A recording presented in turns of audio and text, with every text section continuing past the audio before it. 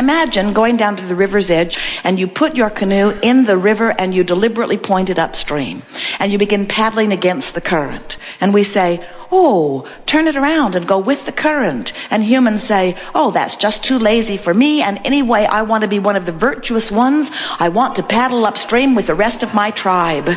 And we say, but why would you want to paddle upstream? And you say, because everybody else is doing it.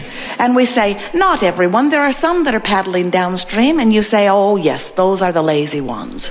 But the virtuous ones are the ones that are paddling against the current. Look how good I've gotten at it, and I'm not all that old. I learned it from my mother, who got really good at it before she died of being tired of paddling upstream. And we say, why not turn and just go with the flow? And you say, oh, Abraham, I want a monument in my name. I want those plaques and awards. You got to really suffer a lot in order to have anybody think anything about you.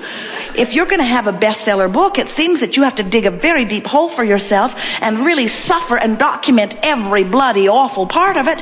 And then when you crawl out of the hole, they'll all cheer and they'll buy your book. And that's what I want. I want to really amount to something. And we say, you have amounted to something. The fact that you're here is all of the justification that is necessary. You are worthy beings. You are born on this stream of pure positive energy. You have come forth into an environment that will inspire you to more. Just turn and go with the flow. Even more. You don't even have to turn and paddle with the current. You don't even have to turn. Just stop paddling upstream. Let go of it. Let go of what he did to you 25 years ago. He's dead. It doesn't matter. Let go of what she said yesterday. She didn't mean it. She didn't mean it the way you took it. She doesn't even understand the way you took it. Let it go. Do not use these petty, inconsequential things anymore as your excuse to deprive yourself of going with the flow. Jerry and Esther had such fun. They went whitewater rafting in Colorado a few weeks ago. When they put their raft in the water, it became immediately apparent that they were not going to have any effect at paddling upstream. This was a fast-moving river. And you have a fast-moving river too. In other words, you cannot paddle upstream and get anywhere. In other words, you're not going to get upstream. All you're going to do is hold yourself in resistance to the stream. Their river guide said to them, friends, this isn't Disneyland and we can't turn this river off. And we want to say the same thing to you. The river will not stop. The river continues to flow. And in fact, the reason that it flows the way it does is because you're living life and asking for more and more and more. And as you ask for more, source becomes it and calls you forward. That's what causes that current. Do you know that there's only one powerful stream, and it's a stream of well-being? There's not a stream of sickness pulling you off or tempting you off or getting you when you're not looking, or a stream of evil or a stream of darkness. There's only this stream of well-being which you're allowing yourself to go with or not. And we understand how you might want to call it a bad stream if you don't let yourself go with it, because the speed of the current when you stand in resistance will beat you up pretty good. Jerry and Esther's river guide said to them, see those big boulders in the middle of the stream? They were easy to see. Water was gushing up all around them. That's a class 4 rapid, he explained to them. And if we do not maneuver our raft around that effectively, if we get pinned in among those rocks, this stream will beat the life right out of us. And then he called their attention to page 3, paragraph 5 of the disclaimer they had signed, which had made it perfectly evident that there was very little chance that any of them would survive this river trip. Esther didn't read it. She read the first paragraph and said, I'll take your word for it. I don't want to even think about what could happen. We want you to understand that since your desires are what cause the speed of the river, when you get resistant to a river that you've got flowing, that river will beat you up too. That's what negative emotion is. That's what physical discomfort is. That's what physical pain is. And that's what every disease known to man is. If you're sick, it's because you got a raging river going by virtue of what you've been living, and you're not going with the flow. Something's got your attention, and it usually is, I'm looking at what is instead of about where I want to go. I'm talking about what I want, but I'm pointing out I don't have it. And I'm so irritated that I don't have it, because every fiber in my being knows I should be going with the flow and knows I should have it. And the more I don't have this thing that I want, the worse I feel. And the worse I feel, the more I talk about it. And the more I talk about it, the more others talk about it. I've joined those groups, those online groups. There are many of us that feel the same way about this. I have developed an art of resistance about this. I can tell you every single thing in the world that is wrong with me not getting what I want. And we say, well, let's talk about what you do want. And you say, well, I don't have any words for that, but let me tell you where I am, and maybe you can help me. And we say, well, let's not talk about where you are for very long. Let's talk about where you want to be. Well, I don't know where I want to be. I've never been there. I wasn't born there. I was born over here. And nobody that I know is over there. Only the people that are really lucky or really rich are over there. And we say, you got to stop doing that. You've got to find a way of turning and going with the flow. We want you to understand that while these good feeling emotions are really what you are wanting to live by, you're wanting to reach the place where they dominate your day-to-day emotional experience. We also want you to understand that in the same way that you can't set your radio dial on 6:30 a.m. and hear what's being broadcast on 98.7 FM, you can't go from a strong negative emotion to a strong positive emotion immediately. The frequencies are very different.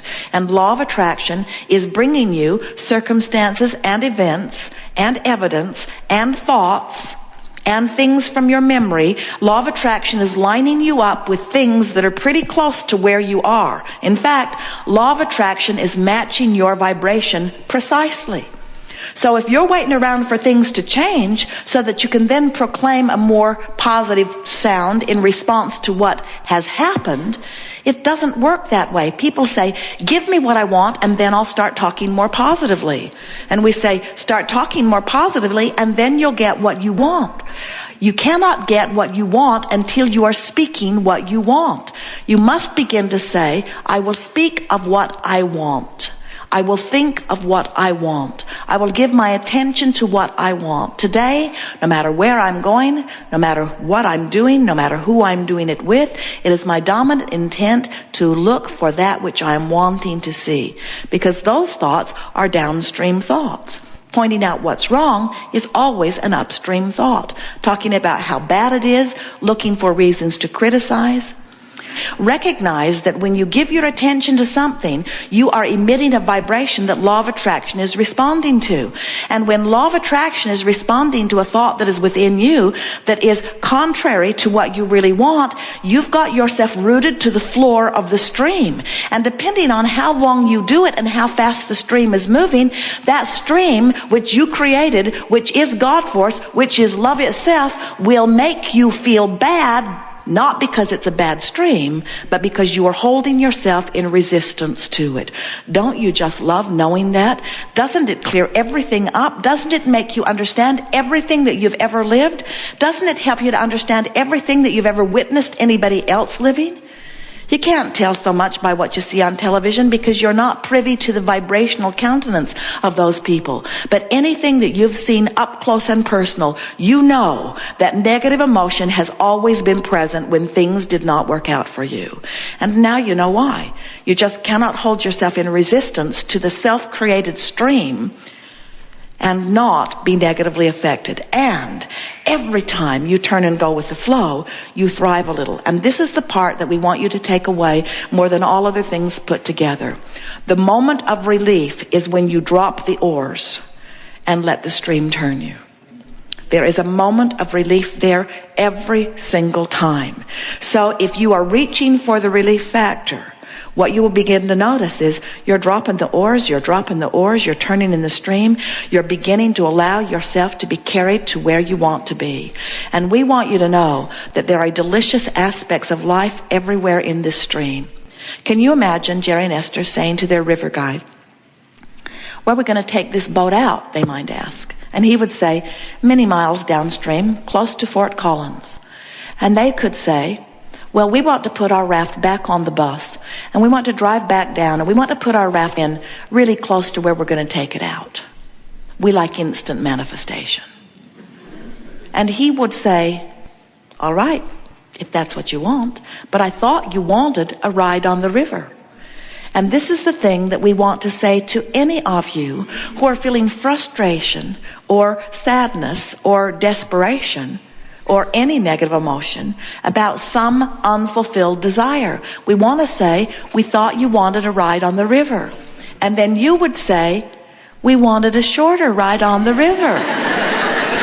And we would say, no, you want an eternal ride on the river. And then you would say, but I really wanted it to not take so long from when I want something and I float into the experience of it. And we say, then drop the oars. Because the only time you need oars is when you're paddling against the current. And when you're not paddling against the current will carry you. And when the current carries you, it will carry you into all of the circumstances and events and experiences that you've been asking for. So if you're reaching for the relief factor, if you get it, if you leave here today knowing, all I got to do is feel a little better. And we want to say to you, that's enough. And then we want to say to you, not only is it enough, it's got to be enough because it's all you got. It's all you have. You cannot jump vibrational frequencies. All you can do is turn in the stream and let the natural stream carry you. And it is our promise to you, because we have seen your vibrational escrow. Do you know what we mean by that? Every time you lived through some contrasting experience and you gave birth to a rocket of desire, that rocket of desire is held for you in vibrational escrow. It never goes away. You've heard us say that before, but do you get what that means? When you, in your body, cause the non-physical part of you to expand and become something more, that non-physical part of you holds that place. That non-physical part of you becomes that which your life has caused it to become, and it doesn't slip back from it. It keeps adding all the life experience that you give to it. In other words, that's why you are an eternal being. Do you get who you are? Can you just imagine who you must have been coming in?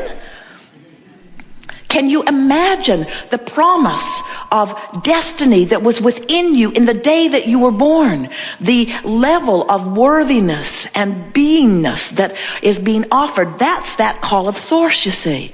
And when your grandmother said, oh, I love you, you are magnificent, and you felt all of that wonderful emotion moving through you, that emotion moving through you was you pointing your attention towards something that was so in harmony with who the non-physical part of you is, that you became one in that moment, you see. Tuned in, tapped in, turned on to the vibration that is really who you are.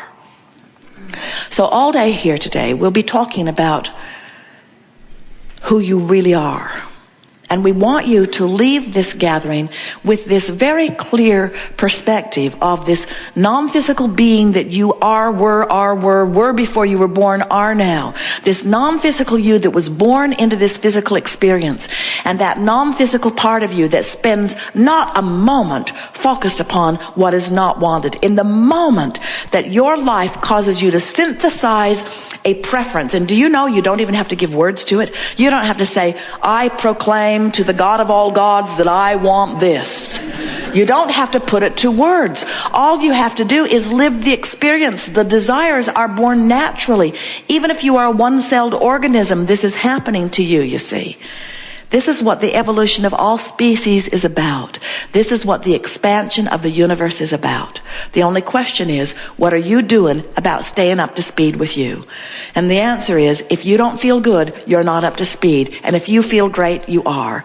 And if you're feeling better and better, you're getting more up to speed. And if you're feeling worse and worse, you're not.